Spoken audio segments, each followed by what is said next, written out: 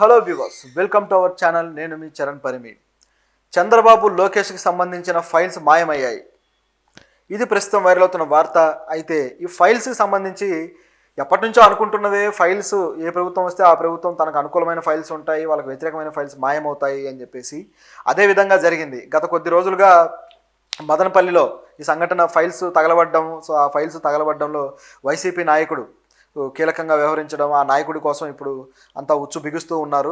అది ఆల్రెడీ ఒక ప్రాసెస్ జరుగుతూ ఉంది. సబ్ కలెక్టరేట్లో జరిగింది కదా, సో దాని ప్రోగ్రెస్ అయితే జరుగుతుంది.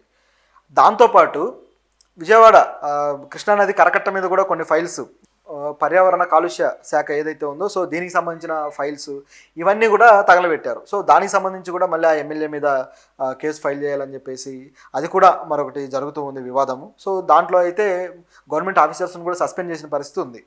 ఈ విధంగా కొన్ని ఫైల్స్ గత ప్రభుత్వానికి సంబంధించినవి మాయమవుతూ వచ్చాయి. వాటికి సంబంధించిన కేసులు కూడా అవుతూ వస్తున్నాయి. ఇలా ఉంటే సడన్గా ఈ ప్రభుత్వానికి సంబంధించి కూడా ఫైల్స్ మాయమయ్యాయి. ఇవి ఏ ఫైల్స్, ఎందుకు లోకేష్ అలాగే చంద్రబాబు గారి ఫైల్స్ మాయమయ్యాయి అనేది మనం ఒకసారి గమనిద్దాం. మామూలుగా అంటే ఈ వార్తలో ఉన్న విషయం ఏంటంటే, వీళ్ళకి సంబంధించిన కేసులో ఫైల్స్ మాయమయ్యాయి అని.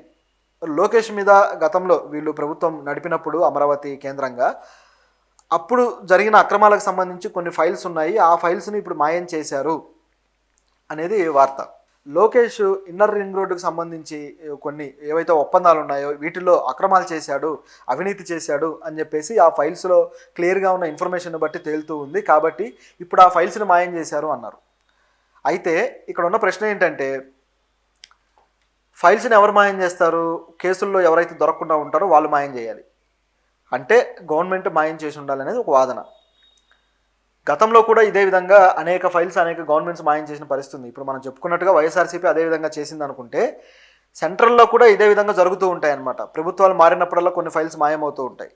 సో అదే పద్ధతిలో ఇప్పుడు చేశారు అనుకోవాలి. ఈ ఇన్నర్ రింగ్ రోడ్ సంబంధించి ఆల్రెడీ కేసు కోర్టులో ఉంది. సో ఇక దానికి విచారణకి ప్రూఫ్లుగా ఫైల్స్ పనికొస్తాయి కాబట్టి వీటిని మాయం చేస్తే విచారణ డిలే అయ్యి అలా సాగుతూ ఉంటుంది. ఇక ఆ కేసును కొట్టివేయించుకోవచ్చు, మన గవర్నమెంట్ ఉంది కాబట్టి అనే భరోసా ఒకటి ప్రభుత్వాల్లో కనిపిస్తూ వస్తుంటుంది.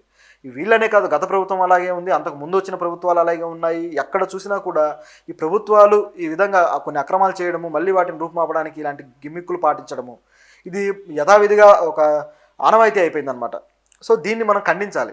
ఇది సరైంది కాదు. అయితే ఇక్కడ ఉన్న మరో ట్విస్ట్ ఏంటంటే, కేవలం ఈ ఫైల్స్ మాయం చేసింది టీడీపీ కాదు, ఇది మాయం చేసింది వైసీపీ అనేది ఇక్కడ ఉన్న ట్విస్ట్. ఎవరైతే కేసుల్లో బుక్ కాకూడదు అనుకుంటారో వాళ్ళు కదా మాయం చేయాలి, ఎవరి మీద కేసులు ఉన్నాయో వాళ్ళు కదా మాయం చేయాలి.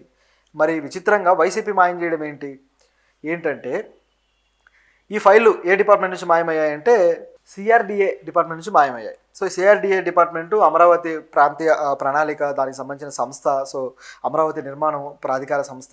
సో ఈ సంస్థ ఏ విధంగా పనిచేస్తుందంటే, అమరావతికి సంబంధించిన ఏవైతే నిర్మాణాలు కావచ్చు, వాటికి సంబంధించిన ప్రాజెక్టులు కావచ్చు, ప్రతి దానికి సంబంధించిన ఫైల్స్ ఈ సంస్థలో ఉంటాయి. ఈ సంస్థ కార్యాలయం నుంచి కొన్ని ఫైల్స్ గత ప్రభుత్వం అంటే వైఎస్ఆర్సీపీ గవర్నమెంట్ ఉన్నప్పుడు వాళ్ళు కొన్ని ఫైల్స్ని దర్యాప్తు చేయాలి అని చెప్పేసి కొన్ని తీసుకున్నారట.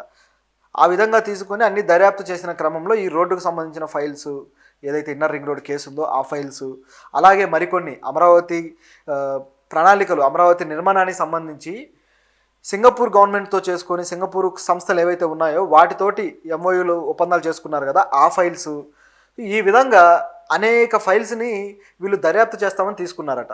తీసుకుని చాలా కాలమైనా సరే తిరిగి ఇవ్వలేదు.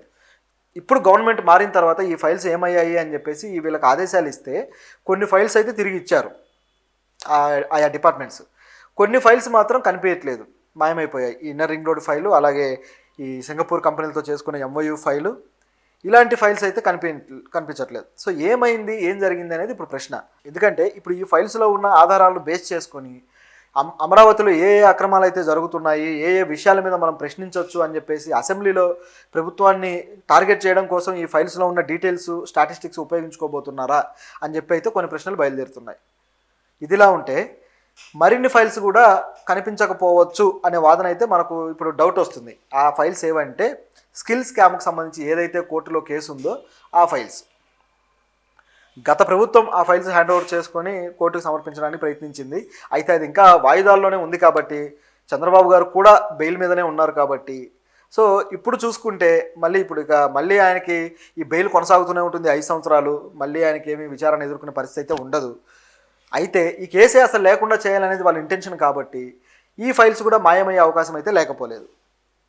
ఇది పరిస్థితి. ప్రభుత్వాలు వాళ్ళ అధికారాలను ఉపయోగించుకొని ఫైళ్లు మాయం చేసేసి దర్జాగా అలా సీట్లలో కూర్చొని పరిపాలన సాగిస్తూ ఉన్నారు. ప్రజలు మాత్రం సామాన్యులకు ఏదన్నా అన్యాయం జరిగితే సామాన్యుడు మాత్రం వాడే అరెస్ట్ అయిపోయి జైల్లోకి వెళ్ళిపోయే పరిస్థితి ఉంది. అంటే ప్రజలకేమో ఒకలాగా జ్యుడిషియరీ పనిచేస్తూ ఉంటే ఇలాంటి పెద్ద పెద్ద వాళ్ళకి మాత్రం మరోలా పనిచేస్తున్నట్టు కనిపిస్తుంది. అంటే చూడడానికైతే అలాగే ఉంది వాతావరణం. ఎవరు ఇన్ఫ్లుయెన్స్ ఎక్కడ ఉపయోగిస్తే అక్కడే న్యాయం జరిగేలా ఉంది. సో అయితే ఈ ఫైల్స్లో ఏమేమి శాఖల ఫైల్స్ మాయమయ్యాయి అనేది గమనిస్తే ఇంజనీరింగ్, అలాగే ప్లానింగ్, అలాగే రెవెన్యూ, అలాగే ఎస్టేట్, వీటికి సంబంధించిన ఫైల్స్ అయితే కనిపించట్లేదు. అంటే వీటి మీద కేసులు ఏమి లేవు, కానీ ఈ ఫైల్స్లో ప్రణాళికలు ఉన్నాయి కాబట్టి సో ఎవరికి ఎంత కేటాయించారు, దేనికి సంబంధించి నిధులు వచ్చాయి, విడుదలయ్యాయి, దేనికి విడుదల అవ్వాల్సి ఉంది, ఇలాంటివన్నీ ఉన్నాయి కాబట్టి ఈ ఫైల్స్ మాయం చేశారు అనే విషయం అయితే ఇప్పుడు క్లారిటీ వచ్చింది. అయితే ఈ విషయాన్ని మున్సిపల్ శాఖ మంత్రి నారాయణ దృష్టికి తీసుకెళ్ళినట్టుగా తెలుస్తుంది. సో ఆయన దీని మీద దర్యాప్తుకు అయితే ఆదేశించారట. సో దర్యాప్తు అయితే జరగబోతుంది. సో అంటే ఆయా శాఖలకు సంబంధించిన దర్యాప్తు జరిగి ఎవరిని పట్టుకుంటారు, ఈ ఫైల్స్ని తిరిగి తీసుకొస్తారా, లేకపోతే పోవడమే మంచిది అనుకుని వదిలేస్తారో చూడాలి. ఎందుకంటే ఆ అక్రమాలు తెలియడం కూడా ప్రభుత్వానికి మంచిదే కదా, ఆ విధంగా ప్రభుత్వం ఆలోచిస్తుంది కదా, కాబట్టి మాయం చేస్తారు.